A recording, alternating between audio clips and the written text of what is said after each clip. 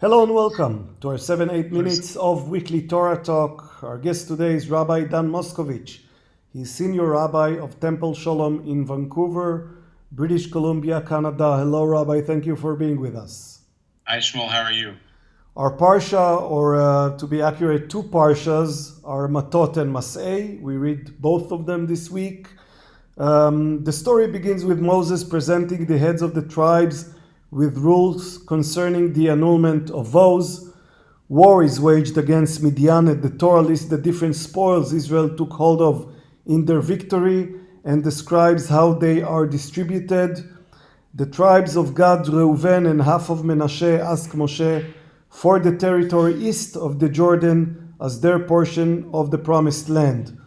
Moshe eventually agrees on the condition that they first help conquer the part west of the Jordan. The boundaries of the promised land are stated, and cities of refuge are designated as havens for people who commit inadvertent murder. The first pasuk of our parsha says, וידבר משה אל ראשי המטות לבני ישראל לאמור, זה הדבר אשר ציווה אדוני. Moses spoke to the heads of the tribes of the children of Israel, saying, this is the thing the Lord has commanded.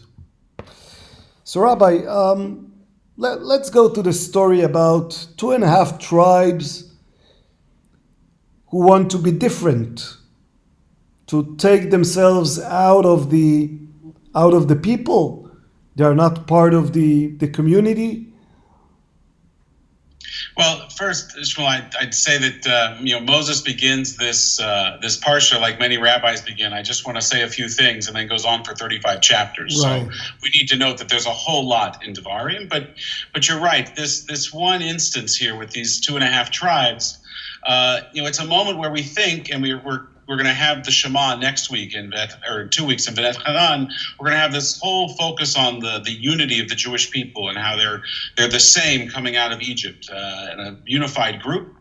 And that's an important theme, but at the same time, we recognize, I think, that Moses feels that that unity is most important, and says that no, these 2.5 tribes have to go into the land and settle there. Yeah, he first refuses the request to get the land east of the Jordan. Right, but then when he takes it to God, God says, no, we can accommodate diversity and still be a unified community. And it's something that I think about a lot living here in Canada, because the Canadian model, different from the United States, which I grew up with, and I was a rabbi in the United States for more than a decade. The Canadian model is one of a mosaic instead of a melting pot. And, prime ministers, not only our current one, have said for many times that our diversity is our strength. And I think that God's message here is also that you can accommodate the specific needs. And this is a need. The 2 tribes, Reuben and Gad particularly, they're cattle ranchers. They need this particular land. If you've been to Israel, grazing country is hard to find. Right. I haven't been on that side of the Jordan in a long time, but I'm guessing back then it was a little better place to graze your cattle. And so you can accommodate them. It's one thing to say, look, I don't want to be it's one thing to say you can't accommodate differences. And if those differences jeopardize the safety or security of a community, then of course not. But if it's just an inconvenience, you can accommodate inconveniences for the benefit of those that have specific needs.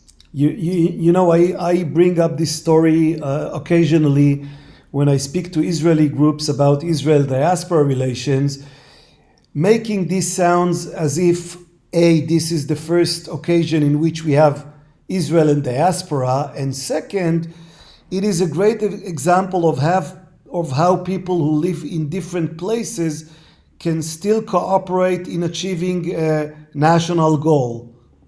Right. I mean, I think that's the important thing. And I think that's ultimately what Moses says in the resolution, which is that, yes, you can stay on this side of the land, but before you settle there completely, you have to go in and help us conquer the land on the other side of the Jordan. You have to place the needs of the whole community, at least initially, ahead of the specific needs of your own. And then we can accommodate your specific needs.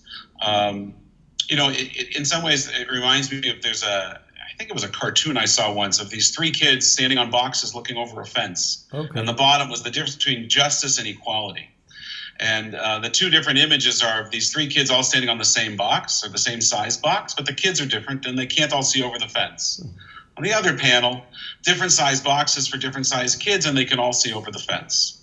If you're going to make boxes anyways, why not make boxes that are the right size, that are just, to be able to accommodate the specific needs of the people within your community? It shows that you value them. So now I'll ask you to do something that isn't really in the text. Do you think, ultimately, when Moshe gives them the permission to stay on the east side, as long as they come and conquer the land with the rest of the people, does he do it reluctantly or willingly? I think it's a moment that he learns. I think, again, if Moses is the dugma, if he's the example, then he's an imperfect leader. He learns constantly. We see his human failings. And here's a moment where he has his gut reaction, which is, no, I can't accommodate this. And God says, yes, you can, Moses. You can be more flexible as a leader. In fact, your power as a leader is that you can be flexible. You can be accommodating. So, I think he comes along in the end. I think he learns. Maybe it's too late because he's not going into the land to apply this knowledge later on. But I think he continues to learn how to be a better leader. Well, maybe it's also a lesson to Joshua, who stands alongside him and see how this thing is sorted out. What a great lesson for Joshua, right? To see that this tradition that he's going to inherit can have some flexibility within it. Right. You threatened at the beginning that rabbis can speak for 35 minutes when they are given the permission to speak. We don't have 35 minutes, but let's touch on one more topic. Sure. In our parshas, we see that cities of refuge are allocated. This is kind of a strange idea for us who live in a world in which people are sent to prison. Well, so there's debate amongst the commentators about whether these are places of punishment. Are they, prison colonies, or are they actually asylum places of safe haven?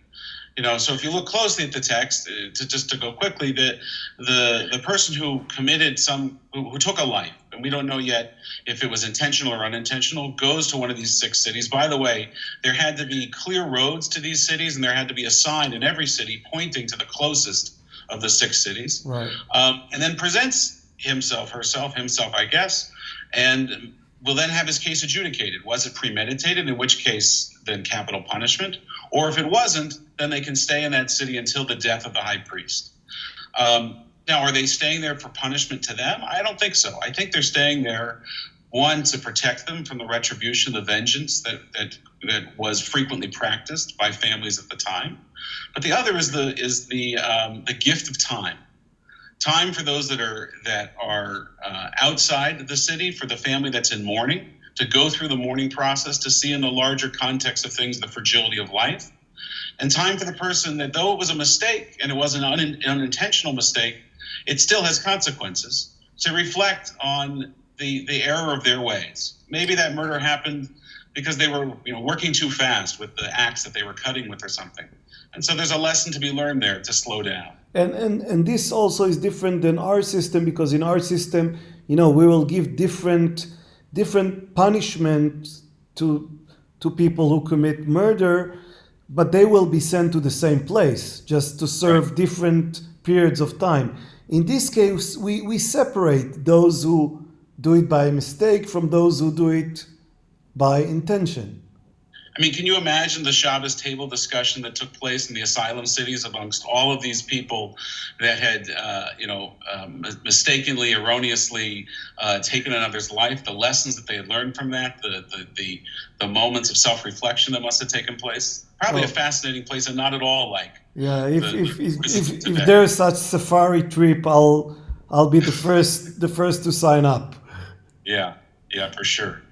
Rabbi, thank you so much, and Shabbat Shalom. Shabbat Shalom.